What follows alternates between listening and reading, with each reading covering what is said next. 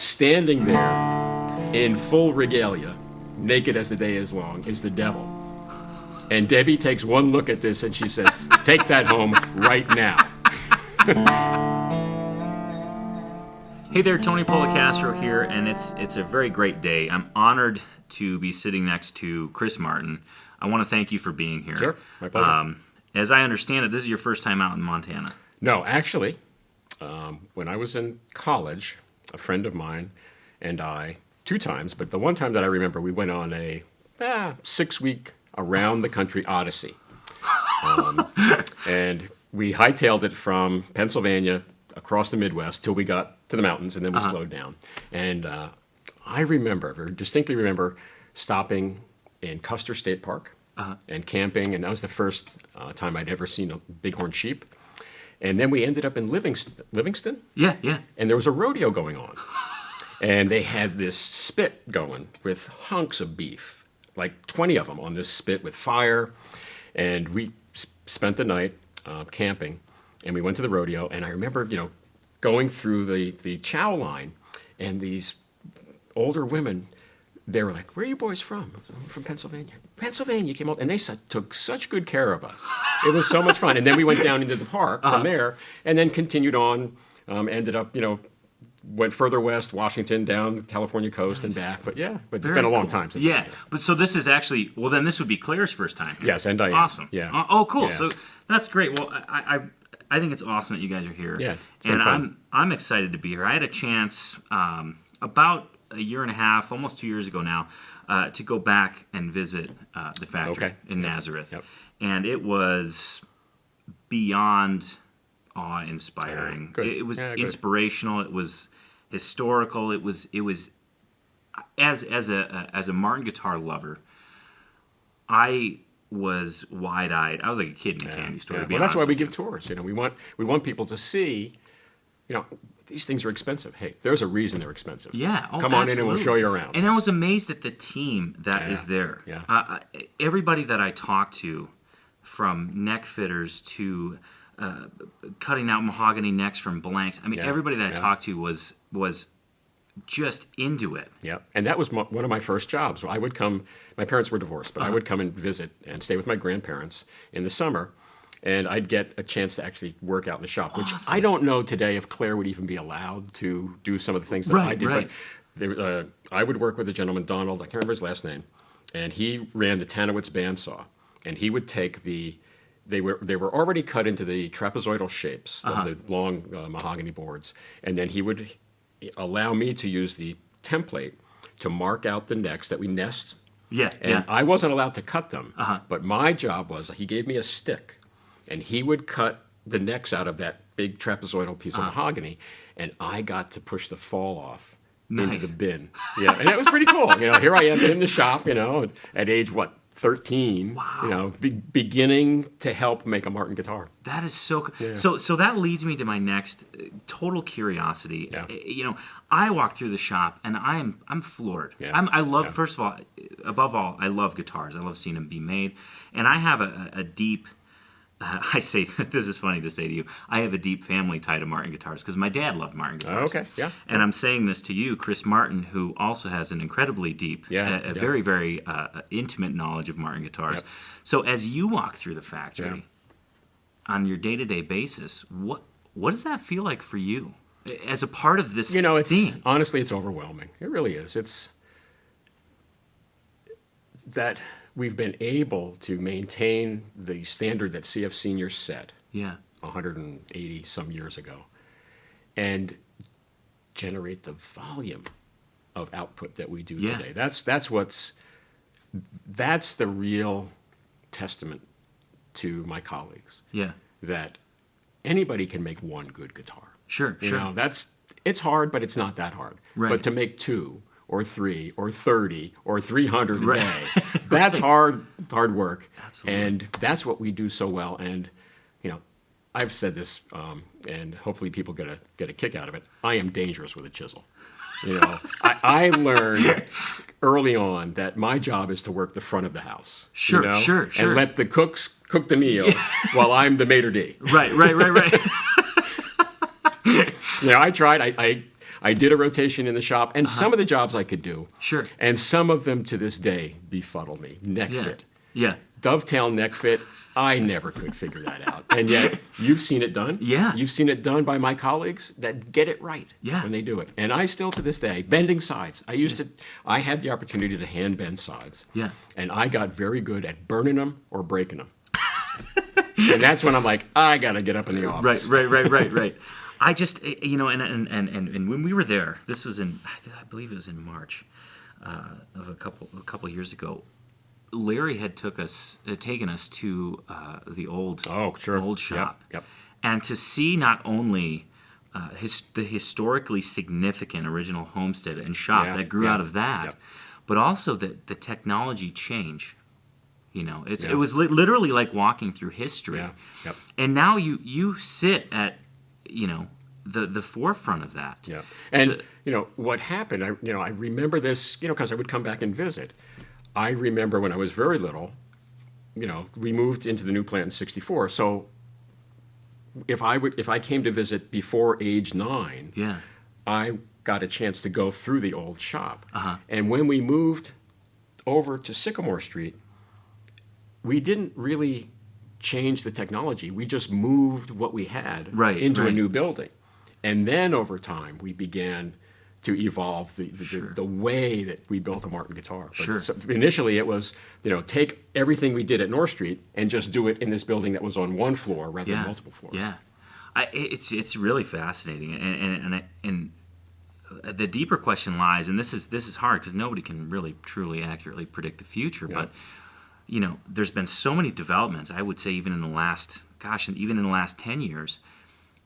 Where do you see Martin Guitar as a company going, in 10, 20, 30 years? Yeah. I don't have that kind of vision. My feeling about it is, you go into work and you figure out what you have to do that day. Right. And if you can look out a couple of months, maybe to the end of the year, beyond a couple of years, it gets a little fuzzy. Sure. But I have said to my colleagues, I said, look, given the fact that the demand seems to be increasing, let's reinforce the partnerships we have with everyone that helps us outside of our facility. Helps supply the raw materials, helps supply the tuning machines, the finish, things like that, so that we aren't stuck by their inability to move this product into the future. Oh, very interesting. That's very interesting perspective. I never even thought of that. A lot of the stuff that's in this guitar comes from multiple vendors. Sure. And here's a very tragic story. The neck on the X series, that came from one facility in New England, and they had a terrible, tragic fire. Oh no! And all of a sudden, we could not get the wood for the necks for the X series. Wow. Yeah, because we relied on one vendor who was wonderful. Did a great job, supplied us, good price, good product, and all of a sudden, we got a phone call and they said, we're very sorry, we can't supply you for the foreseeable future. Wow. Yeah. I guess I'm really glad you brought that up because when I think about it, I think about Martin makes guitars. Yeah. Well, you guys obviously depend on. I mean, you guys aren't managing. You guys aren't. We don't make tuning machines. Yeah, right. We don't make lacquer. That's fascinating. Yeah. And that's the other thing is, in some cases, the vendors are either very specialized or we are a very small customer of a very big company. We're a very good account. We're a prestigious account. We pay our bills. Vendors love to say they sell to Martin because of the standards. But for example, the finish comes from a company that's a multi-billion-dollar company. And we buy about this much of the product that they make for the world's market for a variety of uses. It's interesting to hear you put that in perspective because as a guitar lover, as a guitar, a self-proclaimed guitar geek, I kind of like to think that this little world revolves around just guitar makers. and in many cases it does. The tuning machines, the frets, things like that. The inlay, very guitar specific. The vendors are very, specific to that small world, right. But not everything. Some of the products, the plastic binding, that's a product that's universally used for many other uses besides guitars. Yeah. So speaking of universally used products, I've had the opportunity to read through some questions that people are very curious for me to ask you. Okay. And one of which is probably what I would assume is the most universally used product. Who's going to be the next president? Oh, no. No. Too early to tell. Too early to tell. Tonewoods. Yeah. Can you shed a little bit of light on the use of, mahogany, rosewood? Yeah. I mean, what's and that there like? you go. We have done a wonderful job of convincing our customers, and not just Martin, that the best woods are rosewood, mahogany, ebony, and spruce. Right. There's a reason that those woods are called rare and exotic. They are rare and exotic, and they are getting more so. Yeah. Shame on us for pigeonholing the product to that's the only wood you can use. Right. However, I think it does need to be said that whoever figured it out before CF Senior got in the business, and they seem to have done a good job. Right. But they didn't ever anticipate that this monster that was created in terms of, okay, these rare exotic timbers are getting scarcer. Right. And what are we going to do about it? I would say there is light at the end of the tunnel. Yeah. There's a lot more realization of the fact that these resources are valuable. Mm-hmm. And if we treat them with respect, it's very possible that if we have the patience, Mother Nature will cooperate and allow trees to regenerate. It takes a while. I've did some calculations in my head, and some of the projects that are starting now, when they come to fruition, that those woods will be available for Claire when she is my age. Wow. Claire's 10. I just turned 60. So when Claire turns 60, some of the projects now in terms of sustainable forestry, those woods will be getting ready to harvest. Wow. Yeah, that's the beginning. That 50 years, is the beginning of, okay, the tree's just barely big enough to harvest to make a dreadnought guitar out of. Yeah. But people are beginning to understand that, look, we've got to be more enlightened about treating this resource with respect. Right. Yeah. Which, and I give a ton of credit to manufacturers, you guys, Martin, and some Taylor, of our colleagues. Sure. To recognize that and realize that, like, hey, this is something we should probably nurture and think about. Right. And in my case, I have the ability to look backwards and say, I don't want to be the CF that says game over. There's no more rosewood, there's no more mahogany. In the case of some of my other colleagues, I think they're just seeing that given the volume and the demand, we've got to look out further in terms of, is this business going to be viable 5, 10, 15, 20 years from now? I find it fascinating. Now, as I always think the guitar business is big, or at least I should say I thought it was. I thought it was huge. Yeah. And then I went to a NAMM show. I used to work for Weber Mandolins. Okay. And realized very quickly how close everybody worked to a degree. I mean, here we are, making instruments for the music playing public. Is there a lot of communication between different companies about like major issues such as forestry, availability of raw product? It's painted with a very broad brush generally. That it is a very collegial. An industry is almost, you hate to say guitar is an industry, but you're right, it's an industry. But it's not just, it wouldn't just be me and Bob, or me and John Larrabee, or me and Richard Hoover, or me and Bill Collings. It's like the people actually down in the trenches doing the work are encouraged to call their counterpart at a competitor and say, hey, we're struggling with finish. Have you guys encountered this? Do you have any insight into? And everyone, I would say, is willing to share. There isn't this sort of.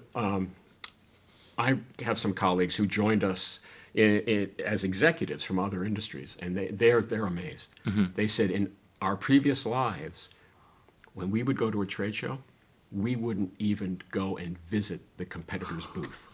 We were never invited to their factories. We would never have dinner with them. We would. Wow. It was like, this is our camp and that's your camp, and we are at war, right, and we don't talk. Right. And it is a wonderful thing. Because you run into things. You run into, particularly when you're making guitars in any kind of volume, and you're scratching your head, and it's nice to know that, hey, somebody else might have encountered that, and they found a fix for it, and they're willing to share it. Sure. Gosh, it is funny to again, I think of this guitar, again, industry is a really weird word to pair with it, as this big thing, but it seems like a fairly tight-knit family. Yeah, and I would say that's, true not just with guitar builders, but anyone who displays at the NAMM show is generally open to talking about what they do with people who do the same kind of thing, because it's a very it's a fun product. It is a fun product. There's not a lot of proprietary information about it. I guess, maybe in keyboards there's some patents that, you want to protect your thing that, your mad scientist developed in your keyboard. But I mean, this darn thing's been around forever. The origins of this go back to Mesopotamia. Right. Which, ironically, there are people in Mesopotamia today that don't want us to make music, and they invented the damn thing. What's that all about? Yeah, it is crazy. Which actually, so you just triggered a question that I've had. I had it when we were at the museum. And it's kind of related to a product you guys just released recently, but really more of your personal folk art collection. Which, I'm walking through the museum, and I'm seeing histories of guitars, and I'm seeing all this great stuff. And then I walk in, and I got, like, devil figures. Yeah. And I'm like, and I don't know when that started. I guess, I travel a lot. Well, part of it is I like art, and folk art is affordable. Some is very valuable, but by and large, folk art's affordable.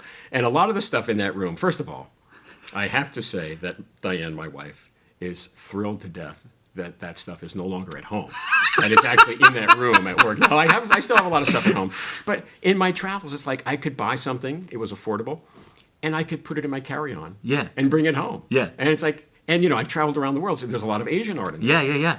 Most of which I bought in America that came to America years and years and years ago. And I've actually heard that a lot of that art now is going back to Asia, because as the Asians become more prosperous, it's like, well, I've got my little stash. Right. Yeah, I like folk art that makes you scratch your head. Yeah. I do not like cutesy folk art at all. That doesn't do anything for me. I like folk art people look at. In fact, I have a piece at home. And what I would do, if I couldn't carry it home, I would have it shipped. And I would have it shipped to work, because there was always someone there to receive it. Right. Rather than at home, and Diane and I are at home, and I get a notice UPS, you got to be here signed. So they receive this piece, and it comes up to my office, and I asked my colleague, Debbie Karlowicz, the HR director, to come over. I said, Debbie, you've got to see this thing. And it was an old bingo wheel, the round one, that you turn, on a board, devil folk art. So there's Eve, naked as the day is long, and inside the bingo wheel is Adam, naked. And I forget what the title of the work is, but you would turn, and Adam would just like bang around inside it, and standing there in full regalia, naked as the day is long, is the devil. And Debbie takes one look at this, and she says, "Take that home right now." So that one spent about an hour at work, and it's in my den at home. So that actually is. I really want to see that now, because I have a picture. You'll have to come to my house. I am not allowed to bring it back to work. So fast forward this last year, I see come in to work, and Larry, our Martin rep, is very excited about this. The Louvin Brothers, 28. Yeah. And as soon as I saw that, I thought, well, of course. Right. Why wouldn't that be? I'm in Nashville for the trade show. Was it 2-3 years ago? And I love like visiting all the little shops. And I go into this one store, and they've got that album cover on a T-shirt, and I buy it. And now, one sad thing is, it's famous in terms of it's considered one of the top 100 worst album covers ever. But I didn't see it that way at all. I said, that is folk art. And I knew nothing about the Louvin Brothers. And I had the T-shirt on, and I said, Larry, he goes, Louvin Brothers. I'm like, yeah, this is cool. I want to do something. And he said, do you know who they are? I said, Larry, I don't have a clue. So I started to do some research. Louvin Brothers, if you harmonize and you have any interest in music history, you know who the Louvin Brothers are. Yeah. You know. And there's a book written, and Ira in particular, I believe, he lived the life of the hard luck country artist. Yeah, yeah. So talked to Dick Boak, my colleague, and we got in touch with Charlie's son.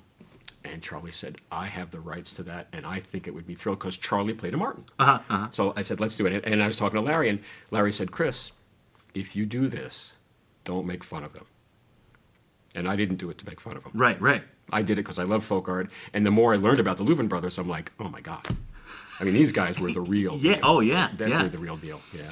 It's one of those, it's striking. I mean, it is.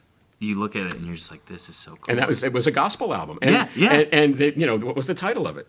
Satan is Real. Satan is Real. Yeah. And because their point was, if you don't toe the line, you're going to get to meet this guy, and he's no fun to hang out with. So I got another question from one of the members of my website. And their question And you're pretty famous, I hear, as a celebrity in your own right. We have to get you and Dave Dahl together. Well, and you and Dave could do we a could talk about our beards. Yeah, there you go. Because he has a pretty lengthy. And Dave's got the whole Yeah. thing on the internet, YouTube. That's going right, too, because he's so. got like the pro tips Right, by right. We Dave got to Dahl. get the two of you together.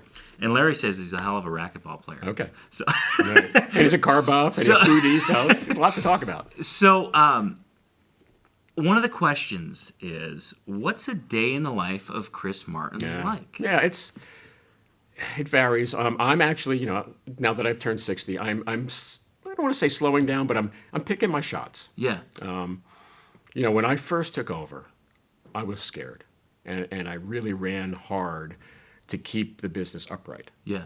And recently, I've been very fortunate to hire someone as the president of the company to help me run it. So I can, and so I'll go back, oh my gosh, maybe 15 years. Business was getting bigger than I ever imagined it would, even 15 years ago. Yeah. And I began to see myself, and I'm dating myself now, as that guy on the Ed Sullivan Show that tried to keep the plates going on the sticks. Yeah. Running back and forth. And I thought, one of these plates is going to fall. And I don't know which one, and I don't know how loud the explosion's going to be. Sure. But I don't want to. So in working with my board of directors, I said, I need someone to help me run the business. Great.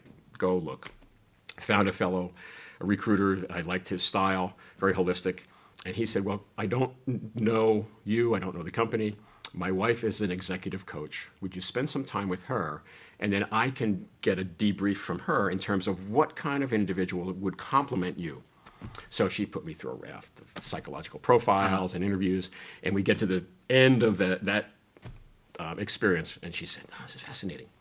6th generation. I said, yeah. She said, Usually businesses don't make it to the 6th generation. Right. And if they do, the ownership is held widely by many family members, none of whom work in the business. Right. They're not running it anymore, and they're cashing dividend checks. And she said, you're kind of entrepreneurial. You like, envisioning the possibility of the future. And then she looked me in the eye. She said, but you know what? You are really not very good at running this business every day. And I said, I know that. That's why we're here. So I ended up hiring a fellow. We had a good 10-year run. He left a couple years ago.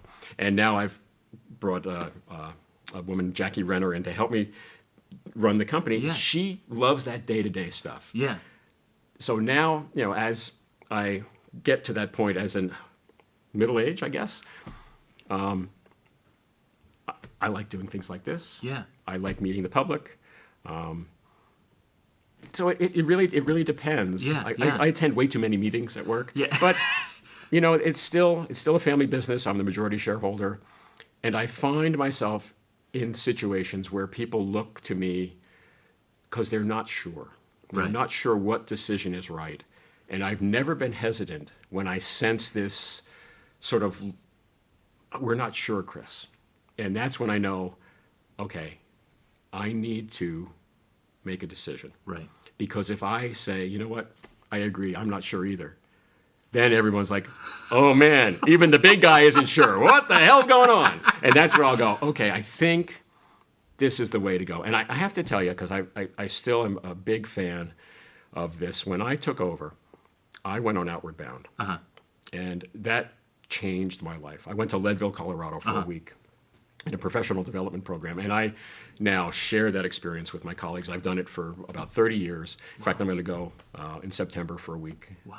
And that taught me leadership, team building, and sharing leadership. One of the things you do on Outward Bound that I think comes in very handy back at work is we take people from across the organization and we rotate through different roles. So someone who may be an hourly worker on the bench gets to play at being the leader for a day. Right. And they get to see, wow, because I love to promote from within. And as you work your way up the food chain, you become more of a leader. Right. And so I want you to I want you to have a chance to try it out. Right. Try this on for size to see if you like the cut of the tailoring or not. So.